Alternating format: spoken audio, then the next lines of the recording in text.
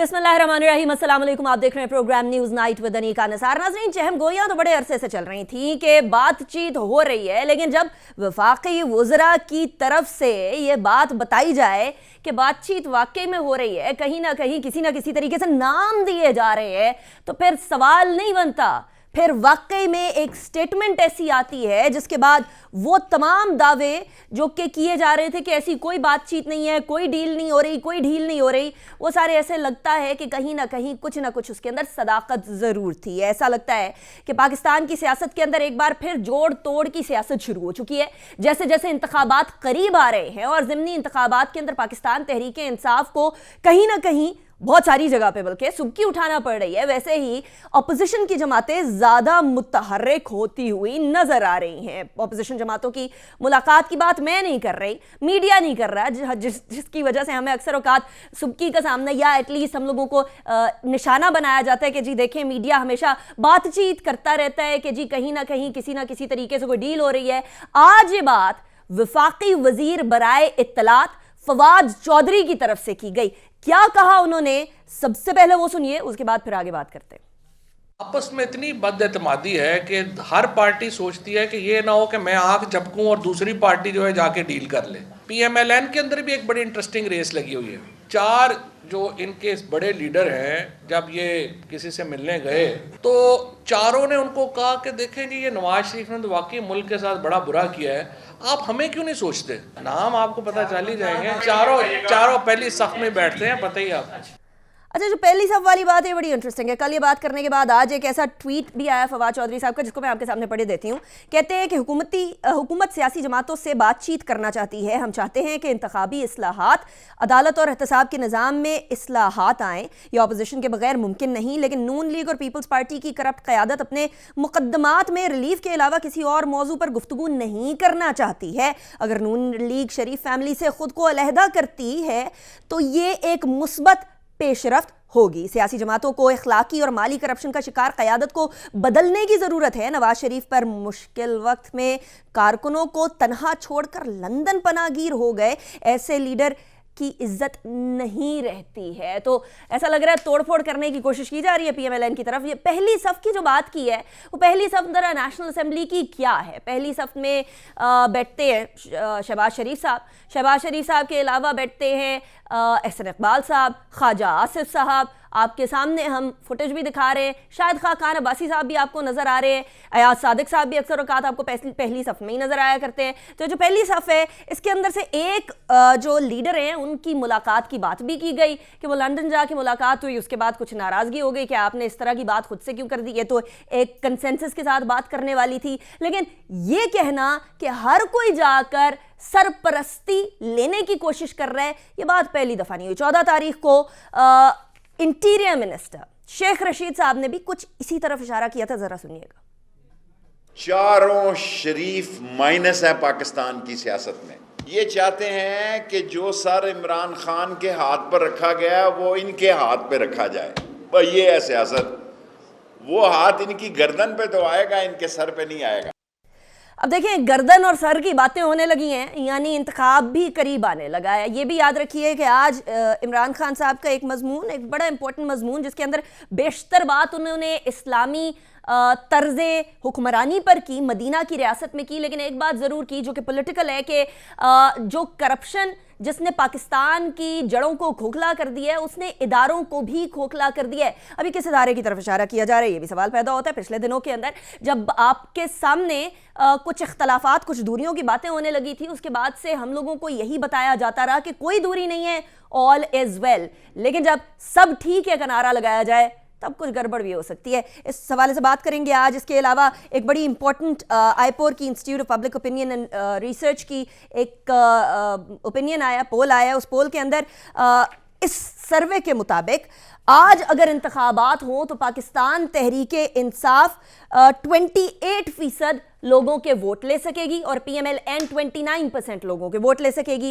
अगर पंजाब में बिलखुसूस बात की जाए, जहां अगर जीत जाएं तो वफाक के अंदर जीतना बड़ा आसान हो जाता, तो नून लीग के 46% वोट होंगे इधर और पाकिस्तान तहरीक इंसाफ के 31% वोट होंगे। सिंध में पीपल्स पार्टी के 44% वोट होंगे और पाकिस्तान तहरीक इंसाफ के 13% वोट होंगे। खैबर पख्तूनख्वा के अंदर पाकिस्तान तहरीक इंसाफ 44% और JUI-FA जो कि अभी उभरी है एकदम से, उसके 17% वोट होंगे। कुल मिलाकर अगर 2018 के मुकाबले में देखा जाए तो पाकिस्तान तहरीक इंसाफ की मकबूलियत के अंदर तकरीबन 4% की गिरावट आई है। पाकिस्तान मुस्लिम लीग नून की मकबूलियत में 5% का इजाफा हुआ है और पीपल्स पार्टी की मकबूलियत के अंदर 2% का इजाफा हुआ है। अब इसके अंदर कारनामा अपोजिशन का है या फिर हुकूमत की कारकर्दगी की वजह से PMLN और पीपल्स पार्टी की जो मकबूलियत है उसके अंदर इजाफा आ रहा है। ये तमाम चीज़ें डिस्कस करेंगे। मैं अपने मेहमानों का तारुफ भी करवाऊंगी, लेकिन एक ब्रेक के बाद।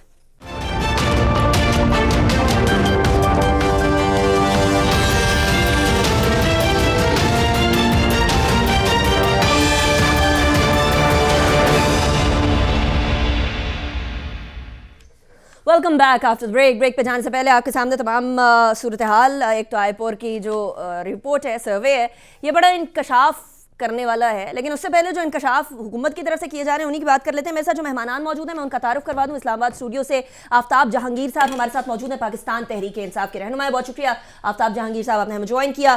चौधरी जाफर इकबाल साहब हमें पाकिस्तान मुस्लिम लीग नून के रहनुमा ज्वाइन कर रहे हैं। बहुत शुक्रिया चौधरी साहब, आपने भी हमें ज्वाइन किया। It's a pleasure having you as well. Rehan Hashmi साहब NQM के रहनुमा हैं, बहुत शुक्रिया रेहान हाशमी साहब for joining me in the show. Last but not the least Taimur Talpur साहब पाकिस्तान पीपल्स पार्टी के रहनुमा हैं, वो भी हमें ज्वाइन कर रहे हैं। सबसे पहले तो PMLN के बारे में कुछ चहमगोइयाँ चल रही हैं, कुछ यहाँ शहर इक़्तिदार की गलियों के अंदर गूंजने लगी हैं अब ये चहमगोइयाँ। तो चौधरी साहब सबसे पहले मैं आपकी तरफ ही आऊँगी। ये 4 लोग अपनी अपनी सीवियां लेकर फिर रहे। CV की बात बहुत ज्यादा किया करते थे फवाद चौधरी साहब, लेकिन आज उन्होंने कह दिया पहली सफ के अंदर 4 लीडरान अपने प्राइम मिनिस्टर बनने के इंतजार में है। ये तो PMLN के अंदर से कोई कू टाइप कोई चीज नहीं हो रही? बिस्मिल्लाहिर्रहमानिर्रहीम। बहुत शुक्रिया अनिका। एक तो जो तरीकेकार है, अगर आप अदालत की गवाही देने वाले का, ये शरीयत के एतबार से भी आप देखें तो पहले ये परखा जाता है कि जो साहब ये शहादत और गवाही लेकर आए हैं उनका अपना कोलो फेल क्या है। जिस शख्स की कोई सियासी जिंदगी नहीं, कोई सियासी मंशूर नहीं, जिसका अपना कोई ठिकाना नहीं, कोई घर नहीं, कोई घाट नहीं, वो आया है मियां नवाज शरीफ की सियासत के ऊपर बात करने। इनका नाम है जनाब फवाद चौधरी साहब। ये कभी मुशर्रफ के तर्जुमान थे, फिर आसिफ अली जरदारी साहब के भी बने, दरमियान में काफरी और आज तहरीक इंसाफ के तर्जुमान हैं। और वो जो कुछ कह रहे हैं वो सब वो है जो अपनी नाअहली छुपाने के लिए। क्या परवेज मुशर्रफ ने ये कोशिश नहीं की इस मुल्क का चीफ एग्जीक्यूटिव बन के कि वो मियां नवाज शरीफ के खानदान को तोड़ सके? क्या उसके बाद आज के दिन तक ये ख्वाहिश लोगों के दिल के अंदर नहीं है? लेकिन ऐसा नहीं हुआ, ऐसा होगा भी नहीं। आज लोग सीवियां लेके मियां नवाज शरीफ के पास जा रहे हैं और ये फवाद चौधरी साहब अभी मौजूद नहीं है। अगर ये लाइव होते तो मैं इनसे पूछता कि वो हमजा साहब के दफ्तर के बाहर, मरियम साहब के दफ्तर के बाहर और वो मियां शहबाज शरीफ और नवाज शरीफ के गिर्द जो लोग थे वो कितने अहबाब को राब्ता किया और वो कितनी उन्हें बेचैनी थी उस 5 साल में जब उन्हें कोई जगह नहीं मिल पा रही थी। फवाद चौधरी साहब ने PMLN से राब्ता किया, ये कह रहे हैं आप? ये किया था राब्ता, जब हमारी हुकूमत थी तभी वो हुकूमत एंजॉय करना चाहते थे। तो और आज अगर वो कह रहे हैं के बड़े सरगर्म कारकुन थे, रुकन थे चौधरी साहब। आप जरा अपनी टीम से कहिए कि जो इमरान खान और PTI के बारे में फवाद साहब कहा करते थे वो जरा सुना दें। और वो तो हम सबको पता है ना, वो क्या कहते थे, वो तो हम सबको पता है। बस आपको पता है तो फिर इनकी गवाही भी यही है ना। मतलब जो शख्स कल झूठा था वो आज भी झूठा है, जो कल अपना सियासी मंशूर नहीं रखता था वो आज भी अपना सियासी मंशूर नहीं रखता। मियां नवाज शरीफ की सियासत के बारे में अगर बात करनी है तो ये बताइए कि आपने मुल्क के अंदर सियासी इस्तेहकाम पैदा करने के लिए क्या काम किया? ठीक है, मियां नवाज शरीफ की सियासत का मुकाबला करना है तो आप बताइए कि 2013 में लोड शेडिंग कितनी थी और 18 में जो कम की तो वो किसने करके दिखाई। और इनसे पूछिए, वजीर इत्तलात से, कि पिछले 3 साल में कोई एक मंसूबा जो शुरू किया हो बिजली का। इनसे पूछिए कि मियां नवाज शरीफ के आने से पहले मुल्क के अंदर कुदरती गैस की कितनी सहूलत थी और कितनी मिकदार थी, और मियां नवाज शरीफ ने क्या इस्तेमाल अरे किया। चौधरी साहब, इनसे दिस ये वुड बी पूछिए। अनफेयर कि हम बोलें कि जी हमारी जो नेचुरल गैस है जो कि तकरीबन 10 साल की रह गई है वो पाकिस्तान तहरीक इंसाफ की वजह से खत्म हो रही है। ये तो एक नेचुरल प्रोसेस है ना, इट्स मैं नॉट अ ये नहीं कह सस्टेनेबल रहा, आप एनर्जी। मेरी बात को गलत उल्टा समझे अनिका। मैंने ये पूछा है कि जो हम कुदरती गैस इस्तेमाल करते थे मुल्क के अंदर मौजूद थी इस्तेमाल के लिए, हमने बाहर से मंगा के उसमें इजाफा किया है। चले ठीक है, हमने एक सस्ता फ्यूल दिया है कौम को। मैं ये बात कर रहा चले। हूं। आप इनसे ये पूछिए कि गंदम और चीनी के जखायर जो मियां नवाज शरीफ छोड़ के गए थे सरप्लस, इन्होंने बाहर बेच के जो कारनामा किया, जरा उसकी वजाहत कर दें। आप इनसे ये पूछिए कि इन्होंने 3 साल के अंदर कोई एक मोटरवे, कोई एक मेगा प्रोजेक्ट अच्छा, शुरू किया आफ्ताब हो, जहांगीर जरा साहब इसका उसका जवाब बता देना दीजिए। चाह रहे हैं चौधरी साहब, लेकिन आफ्ताब जहांगीर साहब एक प्रॉब्लम जो, और स्पेशली तनकीद आपको इसका सामना ये भी करना पड़ता है कि देखें जो पीएमएलएन कर रही थी, जो प्रोसेस बन चुके थे, जैसे डेंगू को कंट्रोल करना है, जैसे मरी के अंदर जो लोग जाते हैं उनको किस तरीके से रेस्क्यू करना है, वो सारी चीजें ऑलरेडी उसके प्रोसीजर्स बने हुए थे, वो भी आप लोग सही से इन प्लेस प्रोसीजर्स को एग्जीक्यूट नहीं करवा सके। तो इसी वजह से हम लोग ये आईपोर के अंदर आप लोगों की मकबूलियत के अंदर तकरीबन 4% कमी भी देख रहे हैं। पाकिस्तान तहरीक इंसाफ के विद इन क्या क्लैरिटी है कि अगला इंतखाब लड़ना कैसे, आफ्ताब जहांगीर साहब? अच्छा, बहुत शुक्रिया अनिका कि आपने अपने प्रोग्राम में मौका दिया, और तीनों दोस्तों को मेरा सलाम। अभी आपने सर्वे की बात की जी। पंजाब का सर्वे बता रहा है इतने मुश्किल हालात के पीटीआई ने मुल्क को तबाह कर दिया, गैस ख़त्म, लाइट ख़त्म, फलाना ख़त्म, ये ख़त्म, वो ख़त्म। 29% नून लीग आप बता रही हैं, मैंने तो नहीं देखा सर्वे आपके कहने के मुताबिक। पंजाब के अंदर? पंजाब के नहीं अंदर। नहीं, वो पाकिस्तान के अंदर। अच्छा, वो नहीं, पूरे पंजाब के अंदर 46% है। अच्छा, पंजाब के अंदर 46% है और पाकिस्तान तहरीक इंसाफ 31%। अच्छा, 31%, ठीक। लेकिन आपने अभी आप चेक कर लीजिएगा दोबारा। अच्छा, पंजाब के अंदर, पाकिस्तान के अंदर, पूरे पाकिस्तान में इतने बुरे हालात के बाद हम 29% पर वो नून लीग, और हम 28% के ऊपर। सही बात। ठीक। मुझे ये बताएं कि सवाए सिंध के पीपल्स पार्टी जहाँ पर 44% आपने बताया है, और दूसरे शहरी उस पर पीटीआई को 13% आपने बताया, जबकि पहले पिछले 3 अदवार से पीपल्स पार्टी की हुकूमत है। राइट। इतने सारे मुश्किल हालात में भी हम 1% पाकिस्तान में पीछे, जो हम इंशाल्लाह बहुत जल्दी जो है इसको, जो एक प्रॉब्लम है हमारे साथ वो है महंगाई की। मैं आपको ईमानदारी की बात बता रहा हूँ, उसको हम बहुत जल्दी काबू करेंगे। चीज़ें बेहतरी की तरफ जा रही हैं, और फिर हम आपको बताएंगे कि अब जब आने वाले इलेक्शन 2023 के इलेक्शन में हम इससे ज़्यादा सीटें, जितनी सीटें हम अभी लेकर आए थे, इससे ज़्यादा सीटें लेकर आएंगे और बेहतर तरीके से हुकूमत करेंगे और बेहतर तरीके से अपनी हुकूमत बनाएंगे। कैसे करेंगे आफ्ताब साहब? आप लोग, मुझे तो वजीर आजम साहब का वो बात याद है जो दिसंबर में उन्होंने कही कि 3 महीने के अंदर अंदर महंगाई ऐसे खत्म हो जाएगी, कम हो जाएगी। दिसंबर, अभी तो जनवरी लेकिन शुरू है, मुझे तो मार्च महंगाई तक तो बढ़ती हुई दें, नजर आ रही है। मार्च तक टाइम तो बिजली की दें। कीमतें बढ़ गई, सर, पेट्रोलियम की कीमतें बढ़ ये गई। सब हालात के साथ होती है, इंटरनेशनली भी बढ़ी हैं। लेकिन आप ये देखिएगा कि मैं आपको बता रहा हूँ कि आप ये आने वाले वक्तों में देखिएगा, मुश्किल हालात थे, मुश्किल हालात से हम निकल रहे हैं इंशाअल्लाह ताला। आप देखेंगे कि ये 3-4 महीने में अगर हम नहीं काबू पा सकेंगे तो अवाम का अदालत होगी, हम होंगे, अवाम फैसला करेंगे। वो वाले 3-4 महीने तो नहीं आफ्ताब जहांगीर साहब, वो जो शुरू में कहते हैं कि 3 महीने के अंदर इकोनॉमी सीधी कर देंगे हम। इंशाअल्लाह ताला आप देखेंगे। नहीं, वो नहीं आए 3 महीने फिर। सर, ये 3 महीने ही चल रहे हैं, अब बेफिक्र रहें। 3 महीने चल रहे हैं। 3 महीने हैं क्योंकि ये इलेक्शन ईयर करीब है। हाँ। जिस तरह पहले दिन से ये हुकूमत को ख़त्म करने के चक्कर में थे, इन्होंने भी 4 साल लगा दिए हैं। लेकिन मैं आपको अनिका, मैं सीरियस बात कर रहा हूँ कि हमें पता है कि हमारे साथ एक प्रॉब्लम है, और वो प्रॉब्लम है महंगाई। राइट। और जब हम जब आवाम के पास जाते हैं, हम लोगों के साथ बैठते हैं, मैं लोगों के दरमियान रहता हूँ, उनका एक इशू है महंगाई। वो कहते हैं ठीक है, हम महंगाई को भी काबू कर लेंगे, लेकिन इसके बरक्स हमें दूसरी चीज़ें, मैं सिंध की बात कर रहा हूँ, मैं कराची की बात कर रहा हूँ, कि क्योंकि मैं वहाँ से मुंतखब हूँ, तो वो कहते हैं कि जी उसके साथ अगर हमारे लिए दूसरी चीज़ें बेहतर हो जाती तो हम महंगाई हमारे लिए इतना बड़ा इशू नहीं था।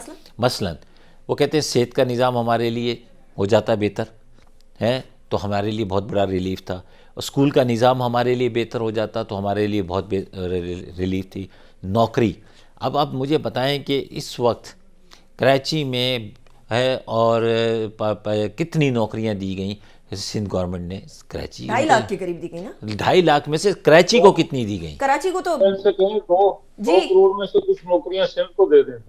2 करोड़ में से कितनी नौकरी? 1 करोड़ कहा था चौधरी साहब। बताए चौधरी साहब, ये तंज जो है ना, ये अच्छा नहीं लगता हर वक्त। देखिए बात यह है कि आपको हमारे साथ खड़ा होना चाहिए कि आप बताएं कि आपने कितने सिंध को नौकरियां दी थी, आपने कराची शहर को कितनी नौकरियां दी थी, आपने हैदराबाद को कितनी नौकरियां दी थी। आप पीपल्स पार्टी आपकी साथी जमात है, आप उससे पूछें कि भाई क्यों नहीं देते हो कराची के लोगों को, आवाम को? अगर नौकरी नहीं होगी तो 10 रुपए की चीज भी उसके लिए महंगी होगी। आप जाफर भाई, ये मतलब ये अच्छी बात नहीं होती कि जहां हमारे पर आप तनकीद कर रहे हैं, हम तो खुद कह रहे हैं कि महंगाई हमारे लिए इशू है, लेकिन हम उसके साथ साथ आपको ये भी तो कहते हैं कि उसके लिए जो चीजें करने की वो आप करें। आपने क्या किया?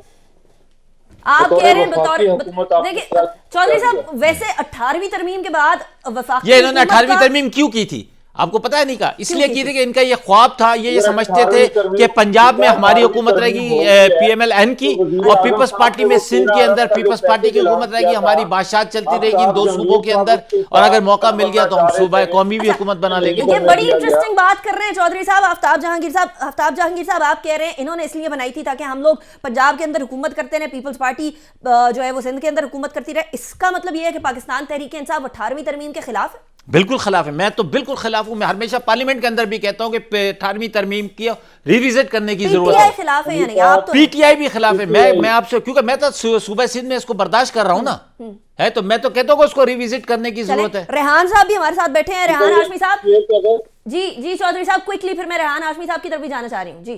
उनसे पूछिए कि वो जो 13 अरब रुपए का पैकेज पिछले साल बरसात में इमरान खान साहब ने कराची के लिए दिया था, आफ्ताब जहांगीर साहब उसके कन्वीनियर बनना चाहते थे, लेकिन उन्होंने असद उमर को बनाया जो इलेक्टेड इस्लामाबाद से हैं। उस 13 अरब का क्या बना? कितने अरब खर्च किए कराची पे आप? चले मैं ये वाला सवाल लेकर आती हूँ, जरा मुझे रेहान हाशमी साहब को भी शामिल गुफ्तगू करने दें। रेहान हाशमी साहब, पाकिस्तान तहरीक इंसाफ वो जमात जो जिसके आप एक पार्ट है कोलिजन का, वो कह रही है 18वीं तरमीम के वो खिलाफ है, कोई किसी को उसकी वजह से राइट नहीं मिलता। अगर जरूरत इस पॉइंट पर आए कि पाकिस्तान तहरीक इंसाफ बोले कि नहीं हम लोग ने इंतखाबात से पहले इस 18वीं तरमीम को तसाइल पर करना है, तो आप लोग खड़े होंगे साथ? बिस्मिल्लाहिर्रहमानिर्रहीम।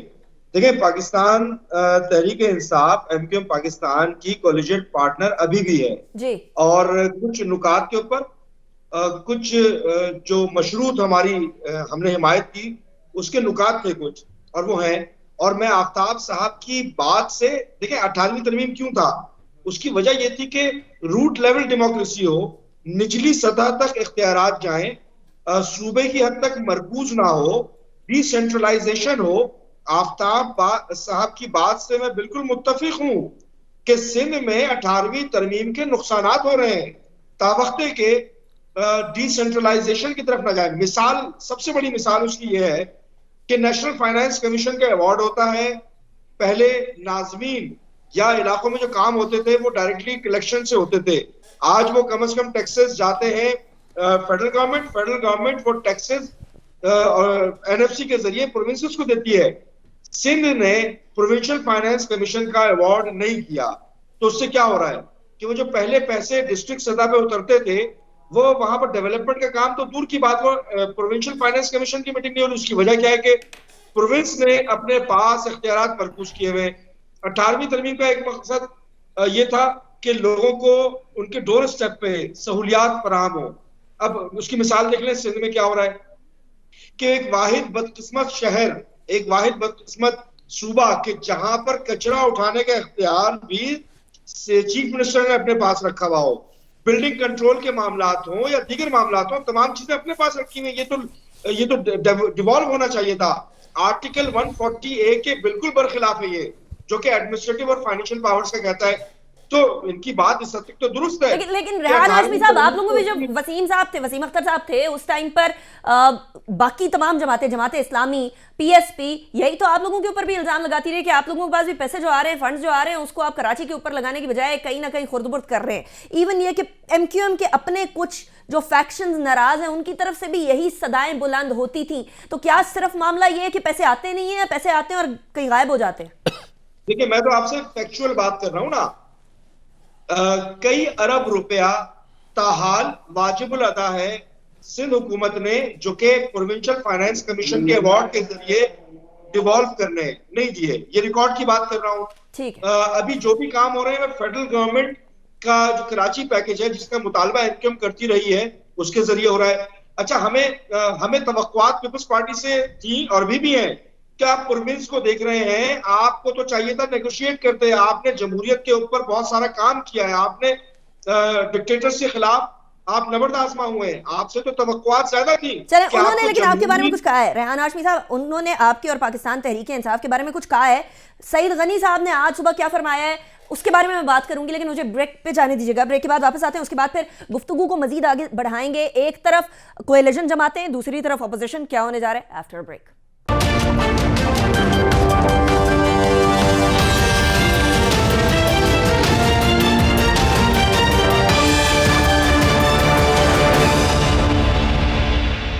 Welcome back after break. Break पे जाने से पहले हम बात कर रहे थे 18वीं तरमीम, और 18वीं तरमीम के बारे में आज कुछ सेनेट के अंदर भी इस तरह की गुफ्तगू हुई, लेकिन तैमूर तालपुर साहब यहाँ पैनल में बैठे हुए दो लोगों ने कहा है कि 18वीं तरमीम या तो पूरे तरीके से ग्रास रूट तक मामले को लेकर जाएं, या फिर ये जो डेवोल्यूशन ऑफ पावर है इसकी बात ना किया करें। सईद गनी साहब कहते हैं कि जी सारे मामलों से नज़र हटाने के लिए, महंगाई से नज़र हटाने के लिए ये बात की जाती है पाकिस्तान तहरीक इंसाफ की तरफ से, उनके कोलिशन पार्टनर्स की तरफ से, लेकिन बात तो है ना कहीं कुछ ना कुछ प्रॉब्लम तो आती है। आप एनएफसी की बात करते हैं, पीएफसी की तरफ नहीं आते।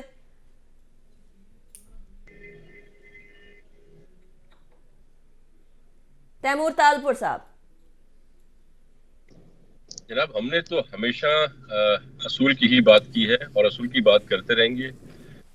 ये जो 17वीं और 18वीं तरमीम की बात होती है, ये एक बहुत बड़ा ताज है जो आसिफ अली जरदारी साहब के बदौलत सारे सूबों को मिला था।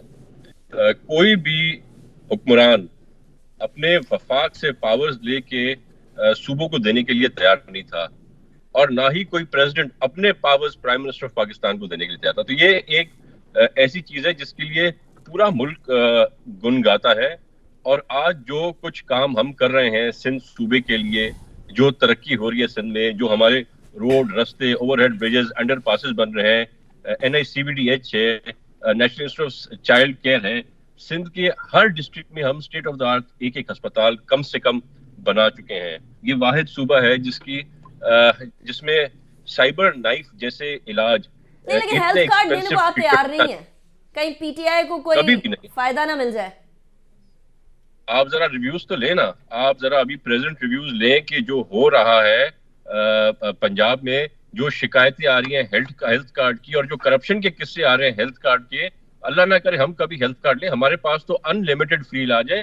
कोई 1 लाख का इलाज कराए या 1 करोड़ का इलाज कराए, सिंध हुकूमत कभी भी इसमें कोई रंडोफ नहीं डालती। और मैं अगर आपको बताऊं, सिर्फ मेरे इलाके उमरकोट और कुंडरी के समारोह के मैं जितने cases, liver transplants, kidney transplant, में क्या क्या करवा चुका हूँ, और जितनी दुआएं लोग हमें देते हैं उसके बाद। आपकी नजर में हेल्थ कार्ड में वो सियासत वाला मसला नहीं है, लेकिन इसके अंदर आपके बकौल। लेकिन मुझे क्विकली बाकी सब मेहमानों की तरफ भी जाना है। चौधरी साहब, आपकी भी राय जरा मैं ये 18वीं तरमीम के मामले पर चाहूंगी, क्योंकि ऑब्वियसली आज वो यूसुफ रजा गिलानी साहब भी सेनेट में कह रहे थे कि हम लोगों ने उस टाइम पर जो है बाकी सारी जमातों को मिलाकर, हमारी मेजॉरिटी भी नहीं थी लेकिन हम लोगों ने सब जमातों को मिलाकर इतनी बड़ी कानून साजी की। ये लोग जो है वो साउथ पंजाब की कानून साजी नहीं कर सक रहे, पाकिस्तान तहरीक इंसाफ वाले। वो नवाज शरीफ साहब वाली बात तो करते हैं, लेकिन इस पर अपनी राय बता दें। PMLN 18वीं तरमीम के बारे में क्या सोचती है अब?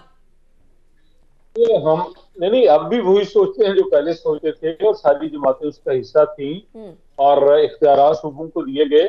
और आफ्ताब जहांगीर साहब बहुत भले आदमी हैं। KPK के अंदर 18वीं तरमीम में सब कुछ इनके पास है। जरा मुझे एक हॉस्पिटल बता दें जो इस कैटेगरी में आता हो, जहां पे आपका कोई किडनी, लिवर ट्रांसप्लांट, इवन आप हार्ट का कोई बता दें। जिस तरह के पंजाब के अंदर शहबाज शरीफ साहब ने बताया, रावलपिंडी इंस्टीट्यूट ऑफ कार्डियोलॉजी की लिस्ट निकालें और आपको वहां पे 55% वो लोग मिलेंगे हु बिलोंग्स टू KPK। तो ये बातें ऐसे करते हैं आफ्ताब साहब जैसे किसी चीज से आशनाई नहीं है। लेकिन चौधरी साहब, आप हेल्थ कार्ड से मुनहरिफ नहीं हो सकते, क्योंकि नवाज शरीफ साहब, आप तो कहते रहे ना, ये तो नवाज शरीफ साहब ने हेल्थ कार्ड देना शुरू किया। मैं मुनहरिफ नहीं अनिका, मैं मुनहरिफ किसी बात से नहीं होगा। मुझे बात करने दीजिए। अच्छा, इन्होंने पंजाब के अंदर जो हेल्थ सिस्टम हमने बनाया था, उसका हशर क्या किया है, और जो जिस कार्ड की ये सारी क्रेडिट लेते हैं, मियां नवाज शरीफ ने शुरू किया और केपीके और पंजाब से शुरू चलें, किया। Before we digress completely to health, Chaudhary साहब, before we digress completely to health और मेरा टॉपिक रह जाए, मुझे बता दें असासों की तफसीलात जमा ना कराई हैं कुछ, कोई 150 के करीब ये पार्लियामेंटेरियंस हैं, उसके अंदर आपके डॉक्टर मुसद्दिक मलिक साहब का नाम भी है। असासे ना जमा कराना, पहले तो एक असासे गलत जमा कराना, वो तो बात अलग है ना, वो तो नवाज शरीफ साहब भी भुगत रहे हैं उस मामले को, लेकिन असासे जमा ही ना कराना और मुअत्तल हो जाना रुकनियत, ये भी एक मामला बड़ा। आपने एक ही गो में कह दिया मियां नवाज शरीफ ने कोई गलत असासा नहीं जमा कराया। जो ब्लैक लॉ डिक्शनरी का हवाला देकर कि आपने जो तनख्वाह नहीं ली, आपके पास नहीं आई, ब्लैक लॉ आपका इनकम टैक्स का कानून और आपका एफपीआर उसे नहीं तस्लीम करता। सुप्रीम कोर्ट ने यह गलत किया कि जो तनख्वाह नहीं ली वो आपने छुपाई, अपने एहसासों में जाहिर नहीं की।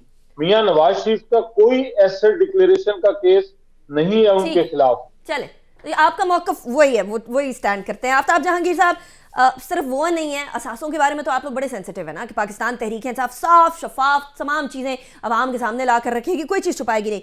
नूरुल हक कादरी साहब, फ़ारूक हबीब साहब, हमाद अजहर साहब, शफकत महमूद साहब, फहमीदा मिर्जा साहिबा जो आपकी कोएलिशन जीडीए की है, आमिर लियाकत साहब, राजा रियाज साहब, सदाकत अब्बासी साहब, सारे के सारे वो नाम हैं और बहुत सारे और नाम हैं जो कि जिन्होंने असासे नहीं सामने लेकर गलत किया। क्या करेगी उसकी वजह यह है कि जो काम उन्होंने अभी 2 दिन बाद करना है अपने टाइम में से, मसरूफियत में से तो टाइम निकालते हैं, जैसे मैंने जमा कराए हैं इसी तरह और भी लोग सब करवा लेते तो ये नाम तो ना आता ना। लेकिन क्या है कि यकीनन हर एक की एक टैक्स कंपनी होगी, एक लॉयर्स होगा जो इन सब की चीज़ों को देखता होगा। ये उसकी जिम्मेदारी थी कि जी वो अपने वक्त के ऊपर जो है वो एहसासे जो है जब को पता है कि ये जमा कराने हैं तो करा देते। अच्छा, वैसे पाकिस्तान तहरीक अभी आप देखेंगे कि कल आएगा कि जी इसके जमा हो गए, इसको बहाल कर दिया। मतलब एक बात मैं कर रहा हूँ, तो इसलिए मैं ये कहता हूँ कि जो काम करना है उसे वक्त पे कर लेना चाहिए। अच्छा, तो अब पाकिस्तान तहरीक इंसाफ की गवर्नमेंट अवाम को कैसे बताएगी कि आप भी टैक्स असासे जो है अपने वो जो मैंने तो आपको कहा ना कि जिन्होंने नहीं जमा कराया गलत किया। क्या करेगी पीटीआई? क्या कुछ भी नहीं करेगी, वो जमा कराएंगे, वो वापस बहाल हो जाएंगे। खान साहब के देखो तुम हमारा नाम सर, बात ये नहीं है, बात ये है कि जी आपने काम करना है 2 दिन बाद जो कर रहे हैं आप 2 दिन पहले करें, ठीक है, वक्त पर करें। ये हमने तो यही सीखा है कि जी जो काम करना है वक्त पे करें, नहीं करेंगे तो फिर इसी तरह नाम आएंगे जो शोहरत में खान साहब की होगी, सब बिल्कुल होगी, सबकी होगी, इसमें क्या है। चले, अच्छा, खालिद मकबूल सिद्दीकी साहब का नाम भी आया है, रेहान साहब, मैं जरा सबके नाम सामने रख ही दूं। बहुत बिजी थे डॉक्टर साहब जी, मुझसे पूछ रही हैं आप? जी बिल्कुल, आपसे पूछिए।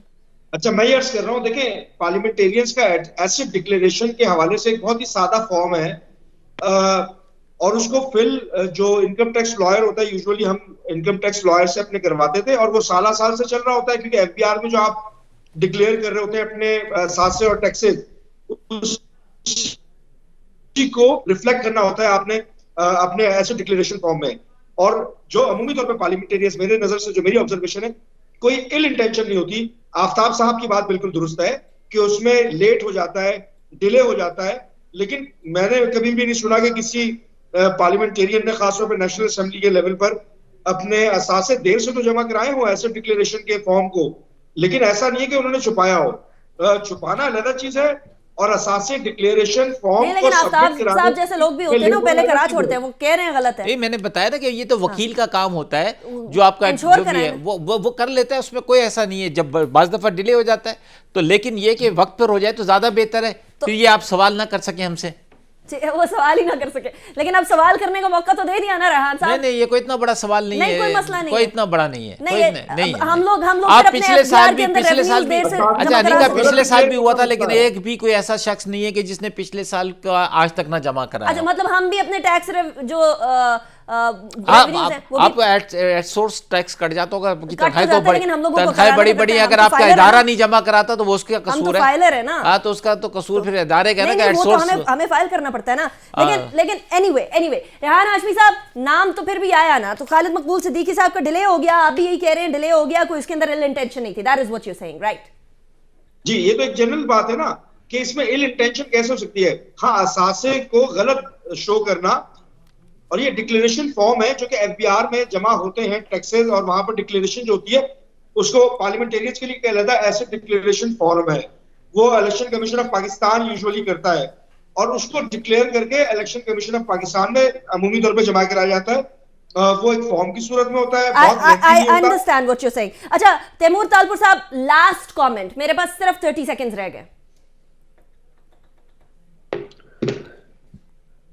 देखें, जहां तक आपने असासों से बात की, तो कोई भी ऐसा सियासतदान नहीं है जिसने अपने असासे जमा ना कराए हों। हाँ। और ये कुछ लेट हो जाती है, किसी को क्या इशू हो जाता है, नहीं, वो हमारे बात यहाँ भी तो आप पे भी रिलेट नहीं कर रही ना तैमूर तालपुर साहब, लेकिन असासों की बात तो बहुत बनती है ना। ये डिलेड है, I agree to that, I am not at all saying कि मामला दूसरा है या छुपाने का मामला है, लेकिन एक लीडर होने की हैसियत से आप सब पे रिस्पॉन्सिबिलिटी तो बनती है ना कि आप लोग दूसरों को भी कह सकें कि भाई अपने फाइलर हो, फाइलिंग प्रॉपर कर लो, अपने टैक्स की जल्दी कर लो। ये बनती है अनीका कि जो शख्स 2 लाख रुपए 1.5 लाख रुपए सारी जिंदगी टैक्स भरता रहा, आज वो 98 लाख रुपीस टैक्स कैसे अच्छी भर बात रहा है ना, मतलब मुल्क के खजाने में पैसा जो लोग पहले भरते ही नहीं थे और आज भी नहीं भरते, और कहते हैं कि हमारे तो जराए ये है, हमारे तो ये है। आप मुझे बताए ना कि अब तो भाई जब टैक्स दो तब भी आपको तकलीफ है, टैक्स ना दो तब भी तकलीफ है। यार खुदा को मानो तैमूर भाई, अच्छी बात है कौम के खजाने में, मुल्क के खजाने में घूम के इधर ही आना था, उसके बाद जो है फिर गलत तहकीकात करते रहना कि टैक्स जमा ना कराने के सवाल के पीछे ये जो कितने 5 लाख किसी ने दिया, पहले कोई 2 लाख देता था, मामला इधर ही आना था। सियासतदान शायद इस पॉइंट के ऊपर कभी एक पॉइंट पे ना आ सके। पहले लग रहा था कि जैसे शायद सारे जो है एक ही नुक्ते के ऊपर है, लेकिन है जो डिफरेंस ऑफ ओपिनियन है वो मौजूद है। आफ्ताब साहब बहुत शुक्रिया आपने ज्वाइन किया, चौधरी साहब thank you so much, Taimur Talpur साहब, रेहान साहब thank you so much for joining me in the show, it was a pleasure having all of you. Anika Nisar को इजाजत दीजिए, आज के शो से अपना बहुत ख्याल रखिएगा, अल्लाह हाफिज़।